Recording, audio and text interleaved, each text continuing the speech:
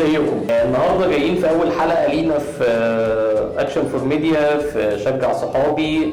ضيفنا النهارده الفنان الجميل كريم زيدان.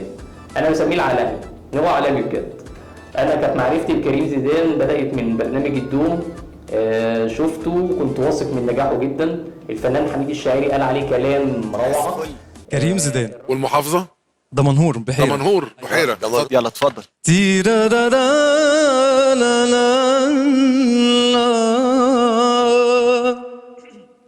يا ليل الصبر يا مسهر دموع العين، انا ملح وتاه مني سوا الشطين. شكرا جزيلا. شكرا بجد. الراجل ده في الاوبرا بيعمل شغل رهيب، بيعمل فن بجد. حضرت له حفلات، فحفلاته كلها ابهرني بصراحه، ابهرني بادائه وصوته اللي بحس ان هو بيرج المكان. كريم كمان فنان شامل يعني، وهو كمان بيعمل اعلانات وبيعمل حاجات حلوه قوي قوي بجانب الغنى يعني.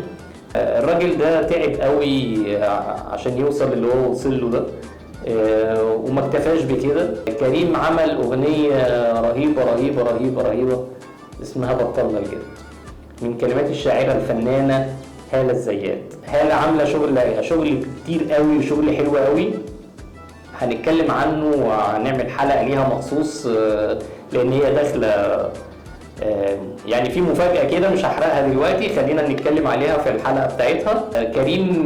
كريم عمل الأغنية مع هالة ومع الملحن الجميل هيثم نبيل وتوزيع أسامة علي. الكلمات خفيفة قوي، لما تسمع الكلمات وتدقق فيها هتلاقي اللي انت بتقولها كده مع أصحابك في الشارع، يعني مفيش غربة. اسمعوا كريم، وهنزل لينكات في البوست، لينكات للاغنيه، لينك للاغنيه ولينك يعني في ابتهالات بيقولها، في اغاني دينيه، في اغاني عملها في حفلات قبل كده في الاوبرا او في الساقيه. فهنسمع له الحاجات دي ونشجعه ونقف جنبه. وانا اول واحد بشجعك يا كريم، بقول لك برافو، كمل. الجاي احلى، وانا عارف انك انت هتعمل حاجه جامده قوي قوي قوي قريب. فاحنا معاك وفي ظهرك، وبالتوفيق والنجاح دايما يا رب، وربنا يوفقك يا كريم. طبعا بطلنا الجد وبنهزر، مش لايقة علينا التكشير. عطلنا القلب اللي معطل دنيتنا وكان خيبته تقيلة. نفضنا الكل اللي يخسر بلانيلة محدش له جميل. كهربنا السلك اللي موصل وقطعنا السكة اللي توصل، ورمينا الكلمة اللي تأثر وقبلنا العزف اللي أذينا. بنقدر بس اللي يقدر ونغير في الفلس والعيرة. ده الهم كتير وانت مكتر، لا يا عم الناس فوق تأثير.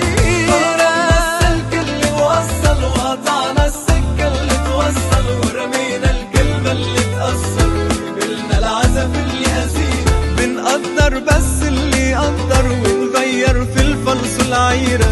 ده الهم كتير وانت مكتر، لا يا عم الناس ردها سيرة. نفضنا الكل اللي يخسر بلانيلة محدش له جميل.